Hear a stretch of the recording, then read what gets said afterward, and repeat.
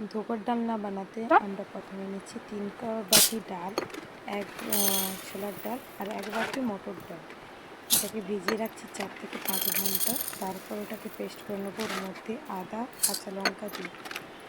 তারপরে কড়াইতে তেল দিয়ে জিরে হিং ফোড়ন দিয়ে বাটাটা ঢেলে দেবো, মিশ্রণটা ঢেলে দেবো, দিয়ে নাড়াচাড়া করতে করতে ওর মধ্যে দেবো একটুখানি লঙ্কার গুঁড়ো, হলুদ আর নুন আর মিষ্টি। নাড়াচাড়া মিশ্রণটাকে থিকনেস হয়ে গেলে ওটাকে এবারে প্লেটে সেট করতে দেবো।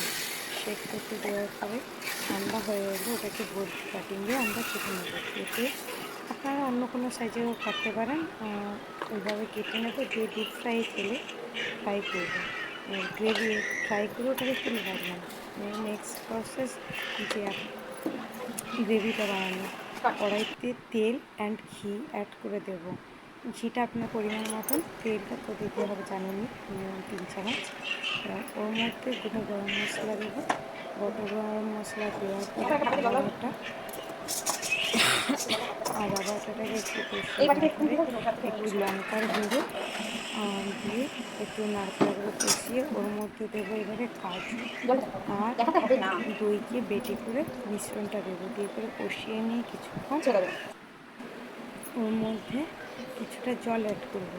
জল অ্যাড করার পরে কিছুটা ফুটে এলে ওর মধ্যে এবারে দেবো আমরা নারকেলের দুধ। নারকেলের দুধ দেওয়ার পরে নুন মিষ্টি যে যার অনুযায়ী, টেস্ট অনুযায়ী, মিষ্টি বেশি খেতে চাইলে বেশি, কম খেতে চাইলে কম দিয়ে নাড়াচাড়া করে কিছুক্ষণ ফুটতে দেবো। এরপরে ফুটে গেলে ভালোভাবে এরপরে ধোকাগুলো ডালবো, ঢেলে দিয়ে মিনিট 2 মতন ফুটিয়ে নামানোর সময় একটু ঘি দিয়ে নামিয়ে নিই, দিয়ে ওপরে একটু ফ্রেশ ক্রিম ছড়িয়ে দিই।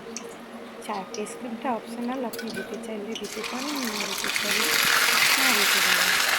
টেস্টটা একটু অন্যরকম। স্বাভাবিক আমরা যে ধোকার রান্না খাই সেটা একটু মালাইটা উঠে যে টেস্ট হয়।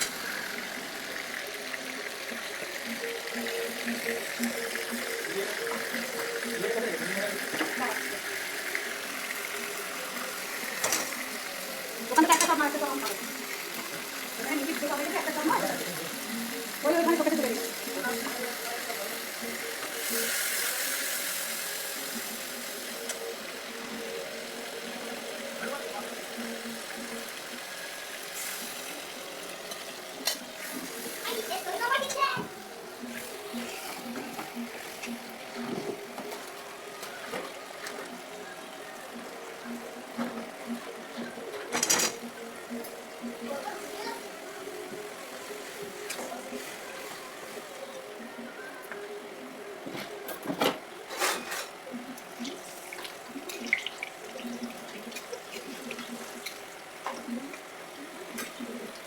ভালো সেটা তো কিছু করা নেই। হ্যাঁ দেখেছিস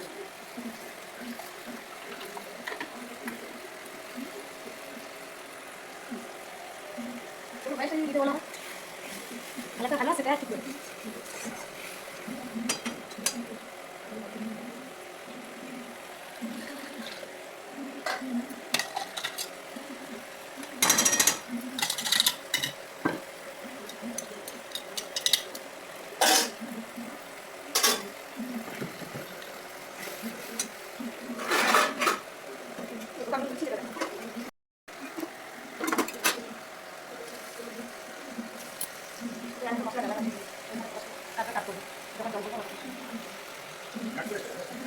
এতক্ষণ ওটা আরেকটা মশলা অ্যাড করা হয়নি।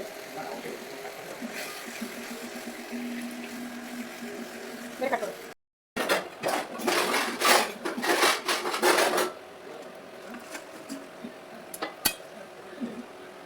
কাট করো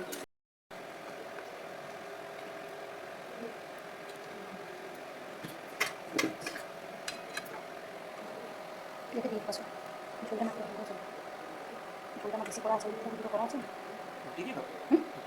রুটি পোলাও ভাত যে কোনো আইটেম দিয়ে তুমি খেতে পারবে, এত টেস্টি হয়। পরে দেখা হবে না, এটা ক্লোজ করো।